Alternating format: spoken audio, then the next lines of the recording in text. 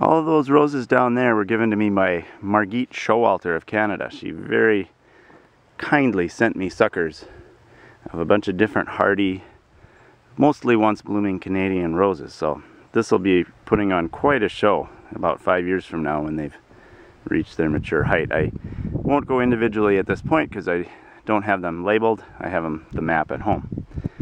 This guy is the Beggariana, Rosa Beggariana, that David Zlizak gave me. He gave me a small 6-inch pot with quite a few different seedlings coming up in it, and I just planted them all as one.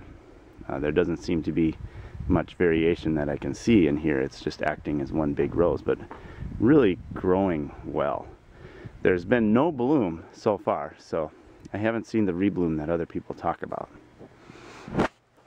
This is another rose that David Z gave me a sucker of, and the label just said Rugosa Vetean, V-E-T-E-A-N, like it was an abbreviation. I don't really know what it might be.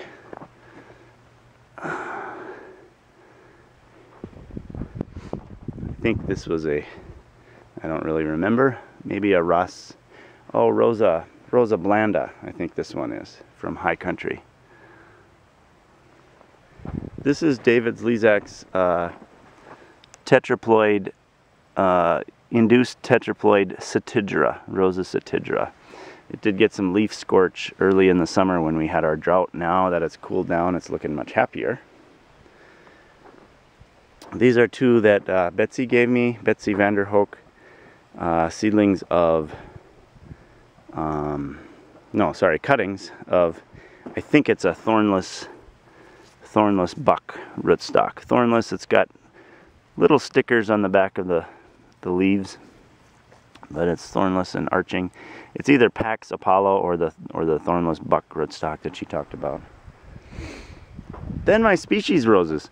I ordered all of these from Lawyer Nursery this spring, and they were, you know, around between $1 and $2 a piece, most of them, and they were fairly small upon arrival. They've really taken hold. I planted out 5 of each. These first 5 are Rosa Virginiana, and they're really beautiful with the glossy foliage. This guy set quite a few open pollinated hips, and some hips that I pollinated manually with a kind of a random rose. Moving on past these Virginianas, this one set hips as well. I think those might have been the only 2 that bloomed, but I'm really loving that shiny foliage. These next 5 are Rosa Carolina, according to the label, and they do look a little different, although this one and the next one seem to share quite a bit of the characteristics of the Rosa Virginiana. Especially this one has the same glossy leaf structure. And you can see, one year in Minnesota we don't have long growing seasons, and there's a sucker coming up a full 2 feet away from this plant, which was very small this spring. This one has much more willowy foliage, and it actually literally looks like a willow with the yellowish stems. I wonder if that was stem hardy, you could train it up into a nice looking little tree. And the last of the Carolinas, these are Rosa Arkansana, and I wonder what my native rose is around here if it's not Arkansana. I haven't tried to figure it out. Okay, 5 of those. Acicularis.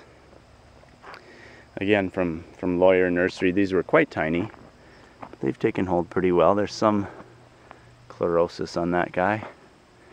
Very airy, narrow leaves. This one has wider leaves. It'd be fun to check the ploidy of these.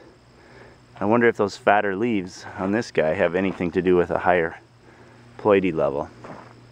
And last but not least, Rosa Woodsii. Those really have taken hold well. Okay. And this guy here, kind of a monster. Extremely thorny stems. Almost fuzzy, that one. And then look at this sucker coming up way over here. Another guy coming up right down there.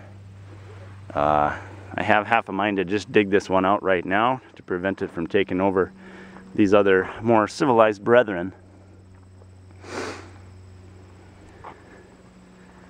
The end of the species roses.